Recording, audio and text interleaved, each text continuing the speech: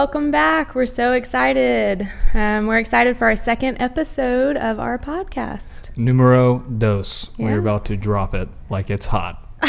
Are you going to rap? I could. Yeah. I might. I don't think we'll do that.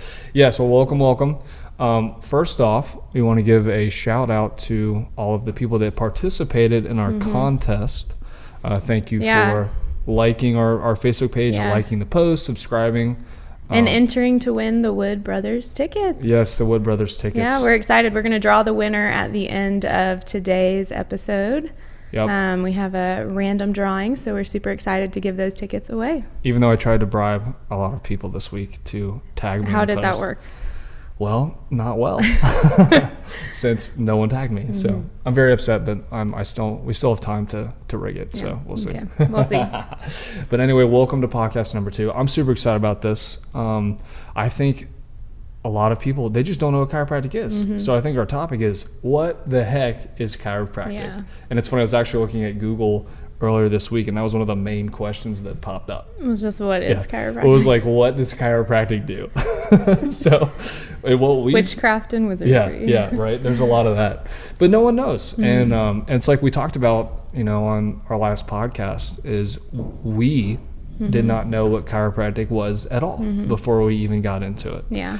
So if you haven't heard that, definitely check back into that for podcast number 1. But let's do a quick breakdown. What does the word mean? I think that's always good to know the meaning of the word, right? Yeah. So chiropractic. Actually, chiro is English, and it means hand, right? Practic is originally a Greek word, and it means practical, right? So it just means basically hands-on, or with the hands, pretty much. So what we found and what we've seen, kind of, I think maybe four or 5 things that people don't know about chiropractic is, one, like we said, they have no idea what it is. And you just, like, that was me. I didn't know what chiropractic was at all. I had no idea. I didn't think it was great. I didn't think it was bad. I just had no clue. I think you were like that too, like we talked about. Yeah, I mean, I think you just assume, like, oh, it's the back. Like when you have any kind of back pain, that's when you go to the chiropractor. Headaches, migraines, or the common things you hear. Yeah, cracking backs, right? Twisting, cracking, popping, right? But other than that, you don't really know.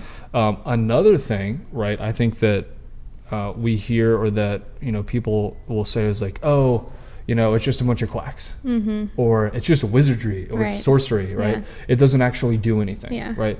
But the reality is, if you take time to research that's been debunked. And there's a couple reasons why people think that way, and they don't even really know why. And I think when we've seen people that come in here that maybe have had that mindset, that maybe they heard that from a friend, or went on good old Dr. Google, and something popped up. But the reality is, back in 1976, there was a court case. It was Wilkes, right? Dr. Wilkes versus the AMA. The AMA stands for American Medical Association. And basically what the AMA tried to do for years, right, a century worth of trying to sham chiropractic, saying that it didn't work. And there's reasons for it. Actually, I want to read this real quick because I pulled this up.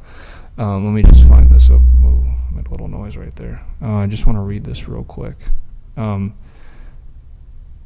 It says the AMA had engaged in a lengthy, systematic, successful, and unlawful boycott designed to restrict the cooperation between MDs and chiropractors to eliminate the profession of chiropractic as a competitor in the United States healthcare system, right? So why? Well, because chiropractic works. And when you're healthy, when your body's functioning well, guess what you don't need? Drugs, right, and surgery, right? So that's a huge thing. So that's been debunked, and it's proven. There's tons of peer-reviewed research that you can look at that a lot of times the internet just bypasses, and that still is ongoing today. And I think that's one thing that we try really hard to do with our practice members, is we try to give them the research, give them the resources, because we never want somebody to feel like they're making a decision out of fear, or just because they're feeling pressured into something. Every decision you make, especially decisions about your health, should be made in complete knowledge because you feel like you have all of the information that you need to make an informed decision. And so I think that's the biggest thing, is taking the time to actually do the research. And when you start actually doing the research, you can see like the research is there to back chiropractic and to back how effective it is. Yeah, absolutely. But I think what we can probably do is just give a general background of chiropractic and a good definition of what it is that we're actually addressing with chiropractic, so that you can kind of have an understanding, and then, you know, do your own research from there. Totally. And another thing, I think people maybe that, you know, they had a bad experience with chiropractic. You know, that's unfortunate. Yeah, that's very common. And we see that all the time. And it's, you know, there's reasons for that. And it's a lack of education, right? But it's like every other profession, right? There are bad people in every profession. We always use the analogy of the dentist. Yeah. I've had a terrible dentist in the past, right? Gave me awful advice. Wanted to rip out, like, you know, put a bunch of fillings in my teeth that, you know, apparently had cavities, all this stuff. Well, I go and get a second opinion, and none of that's true, right? So if I had listened to that dentist, I would have been in a really, really bad situation.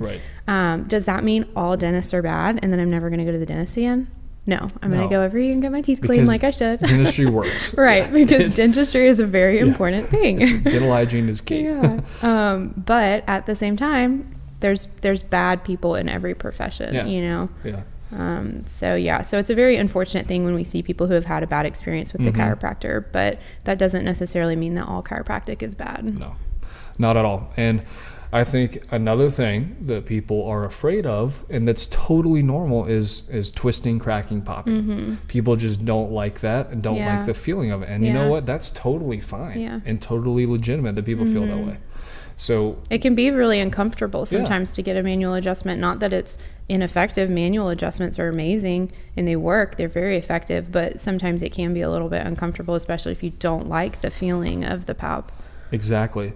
And you know, the great thing, and I'm about to break this down, is that all of that stuff doesn't define chiropractic. It has a greater meaning, and that there's different approaches, which is what we do in our practice, right? To address that, to still correct things without having to do all of that. So here we are again. What is chiropractic? What is it, right? So let's break that down. Let's go back to the beginning, the origin. So what we know is that moving bones, right, to take pressure off areas, has been around for a long time. Actually, in the Chinese culture for thousands of years, and in other cultures too. But what they didn't have at that time was they didn't know the philosophy behind it or the science. They just knew if this person came in and was bent over, oh, maybe that's off, let's move it, and they get some temporary relief, right? So actually, the science and philosophy part came around in around 1895. And the guy's name is Dr. D.D. Palmer. Guy was an absolute genius. Helped develop quantum physics, all these different things. But it was first started chiropractic in 1885, and that's what he coined it. We kind of already broke down the root of that, what the word means, chiropractic means. But really cool story. So the first person to ever be adjusted, to receive the first adjustment, it was a guy named Harvey Lillard. And Harvey Lillard he had a janitorial business, and he actually cleaned Dr. D.D. Palmer's office.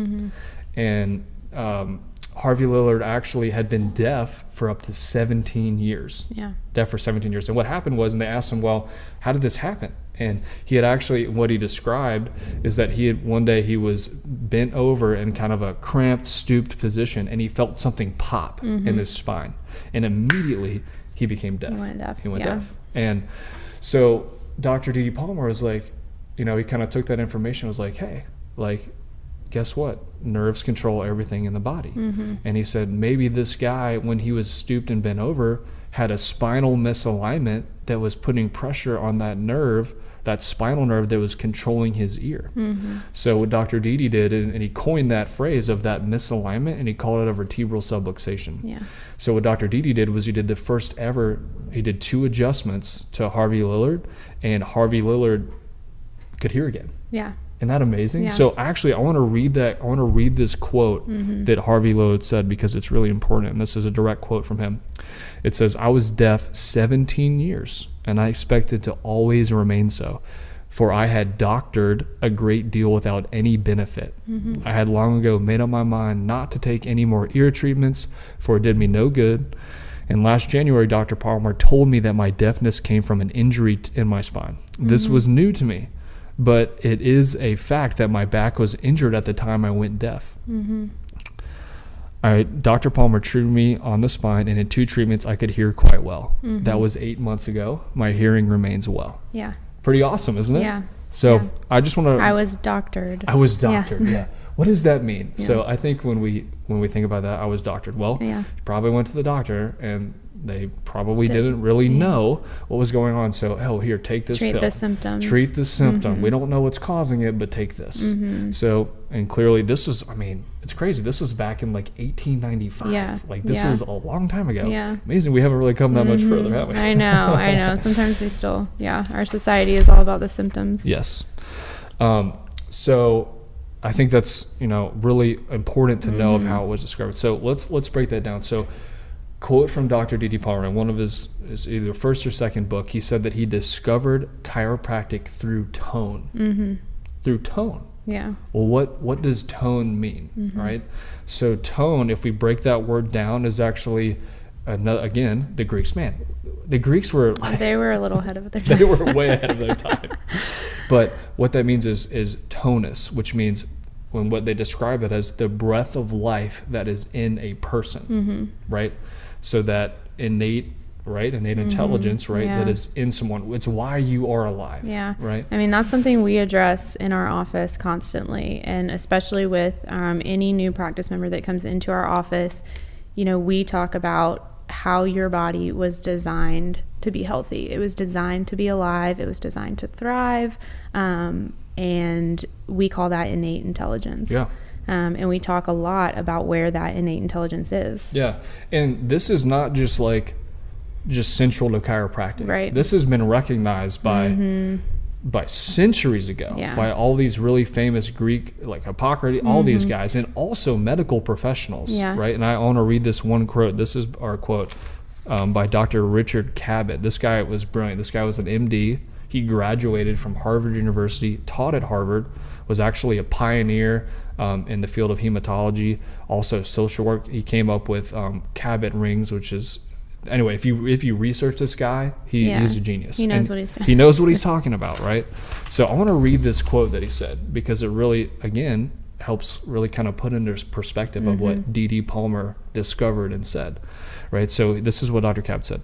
The wisdom of the body is responsible for 90% of the hope of patients to recover. Mm-hmm. The body has a super wisdom that is in favor of life rather than death. Yeah. This is the power that we depend on for life. And this is important. All doctors are responsible for letting their patients know of this great force working within them. Mm-hmm. What a quote. Yeah. That's pretty amazing, right? And that's something that we take very seriously as a doctor. Doctor means teacher, and doctor means teaching people about where their health truly comes from, as clearly Dr. Cabot said.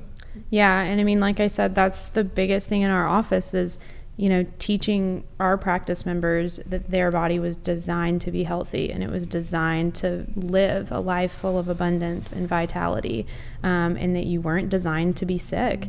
And I think sometimes that's even kind of mind-blowing for people to realize, because a lot of times they're just told that they're a patient and that they have to live with these symptoms forever. And that, and this is just something that they unfortunately have, been diagnosed with, and it's something that they're going to have forever. Are there exceptions to the rule? Absolutely. Yeah. Is there a time and place? Like we said this last time. Is there a time and place for medicine? And for yes, there is. Absolutely. Yeah. We never want to, say that there's not a time and a place for medical intervention. No.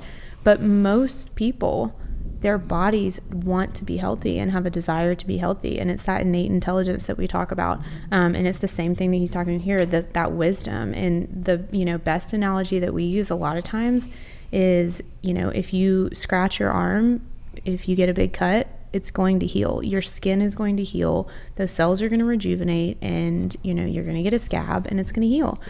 Same thing with a broken bone. You might need to have that bone set, but it's going to heal. What does the healing? The body. Right. The body's the only capable thing that can heal itself. It might need some help to be able to heal. It might need to be put back into place to be able to heal, but then the body's going to heal it. Yeah, absolutely. And so that's that innate intelligence that we talk about all the time in our office, and where that innate intelligence lies is in your nervous system. And speaking of, your nervous system is broadcasted, if you will, at a tone, right? Let's jump back to tone. And tone is at every single level, no matter what it is, tone is there. So let's give some examples, right? A bodybuilder, right? What are they seeking, right? They're seeking to lift, right? To reach a desired muscle tone, right? A gymnast, right? They're working, training hard, right? To have that perfect tone, to do their routines perfectly. A vocalist, right? When they sing that beautiful, I'm not a vocalist. I was thinking about singing. Yeah, but you're not gonna let me sing, right? Maybe next time. But right, they're working on their voice, right, to have that perfect tone. And man, when you are off that tone, right, it's drastically different. And also another one, which actually works, I think, is a great analogy for the nervous system, is like an instrument, a stringed instrument, right? It's set at a perfect tone, right? And we change that tone, right, by using, a mechanical way to tighten the tension, right? But if it's not at that tone, it's drastically different. And our body operates in the same principle, right? Your nervous system controls and coordinates every single function in your entire body. Period. And if it's not broadcasting properly, and there's difference in tone, right, that leads to all these other things that we see, right? And we call that nerve interference or subluxation. And that's what D.D. Palmer coined, is vertebral subluxation. Just like Harvey Liller had a spinal misalignment that was putting pressure on the nerve, right, make a byproduct, making him deaf, right? So all of this we're going with this, but chiropractic does not treat pain, symptoms, and disease, which is dis-ease, right? It's the restoration of tone in the body to allow your body to autocorrect and broadcast at that level. It's very simple. But and I mean, we say that constantly. We say, we remove the interference, your body does the healing. Because we want you to understand that it's nothing that, we're specifically doing that's causing your body to heal, except for removing that interference, because your body was designed to heal, and it was designed to be healthy. But just like you need somebody to tune the instrument, so that you can play at your best capability, your nervous system needs to be tuned, and it needs to be adjusted in order to be able to allow your body to function at its highest capability. Exactly. And your nervous system is so important, right? And what's described as this, there's a lot of different components, right? But the main thing that we're looking at is the central nervous system, which is your brain, spinal cord, and the spinal nerves, right? That's the roadways and pathways to which it communicates. It's actually so important that your brain is encased in armor, your skull, and also encased in movable vertebral bones, right? But again, like we've talked about, life happens, right? And you become out of tune, right? So those really, really specific messages become distorted, and they're not broadcasted the way they should, which leads to a byproduct, right, of the pain you might experience, right? The numbness, right? The symptomatology, dis-ease, right? But again, we do not treat that. Right. All we do is restore the communication to allow your body to self-regulate and self-heal. And it's incredible what your body is capable of doing. And I think a lot of times people think that you might have to have had some kind of big injury for or a problem. But I mean, we talk a lot about micro traumas here in our office, those small repetitive motions that people do on a daily basis. So this is anything from, driving to sitting for long periods of time, standing for long periods of time, picking up children, anything like that. Those are small micro traumas on those vertebral bones that are going to shift them out of alignment, and then they're going to start putting pressure on those nerves. And when there's pressure on the nerves, the brain's not going to be able to get the messages where they need to go. I always use the analogy of the garden hose. You know, the nervous system works a lot like a garden hose. If you turn on a garden hose and you kink it, the water's not going to run like it's supposed to. And so when those vertebral bones are out of alignment and putting pressure on the nerves, the brain's not going to get the messages where they need to go. And so then we're talking about things far beyond just aches, pains, numbness, and tingling. You know, that's when we'll see people with organ dysfunction. So things like irritable bowel syndrome, high or low blood pressure, asthma. Yep, all that stuff. And again, it's a byproduct. So that's what chiropractic is. And that's the intent of it. And again, we see time and time again where people aren't, if it's let's say someone comes in and had a bad experience, well, they probably weren't receiving this model that it was intended to be used at. It's based on the principle of chiropractic, and that's what we're trying to get back to. But yes, so hopefully that was a good kind of summary without too many rambling. Because I can go down some rabbit holes. I know you did good though. I know that's why you're here, to keep me keep you in line. Yes, but again, if people have, if you have questions, there's just so much content, and we're going to continue to break down more aspects of it. But the cool thing is the research is there. We're here. If you have questions, just call or comment on the Facebook post or the YouTube post. Send us a message. We'll be happy to answer any questions. Absolutely. Is it time for the raffle? I think it might be time. Yeah. It's make sure I'm so excited. You put my name in there, right? No. You didn't comment or share. Well, I try to bribe people. Actually, I think you might have shared, but I did not put you in there. Oh, well. All right. Well, we are super excited to give away Wood Brothers tickets. Again, thank you so much for everybody who commented or shared or, just took the time to listen to our episode 1 of our podcast. We're super excited to give away these tickets. We are giving away 4 tickets. So if you need to find 2 people to take with you to the Wood Brothers. I can go. We will be free that night. All right. And it's April 12th. If you probably know that. I've got my random name generator, which I've never used this app. So we'll see. Ready? Does it make noise? I don't know if it does or not. It might make noise. Oh yeah, it does make noise. Dun, dun, dun, dun. Shannon Paris.